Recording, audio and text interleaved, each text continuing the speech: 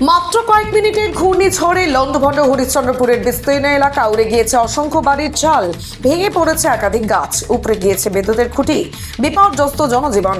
সোমবার রাত 8টা নাগাদ হঠাৎ ঘূর্ণিঝড় শুরু হয়।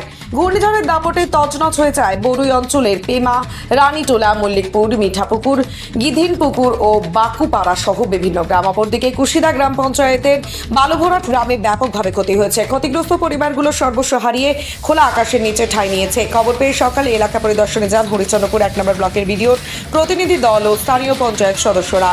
জেলা পরিষদের কৃষি, সেচ ও সমবায় কর্মাধ্যক্ষ রবিউল ইসলাম বলেন, বরুই এবং কুশিদা অঞ্চলে অনেকগুলি কাঁচা বাড়ি ক্ষতিগ্রস্ত হয়েছে। বিডিও, এসডিও ও ডিএমকে বিষয়টি জানলাম। ক্ষতিগ্রস্তদের ত্রাণ সামগ্রী দেওয়ার আবেদন করলাম। হরিশ্চন্দ্রপুর 1 নম্বর ব্লকের বিডিও সোমেন মণ্ডল বলেন, ভেঙে পড়া গাছ সরানোর ব্যবস্থা করা হয়েছে।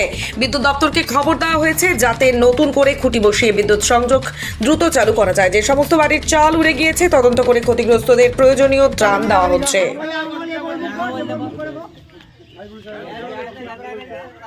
ঘরটা ক্ষয়ক্ষতি হয়েছে। কি ক্ষতিটা? অ্যালবিস্টার হুম উড়ে চলে গেছে। কখন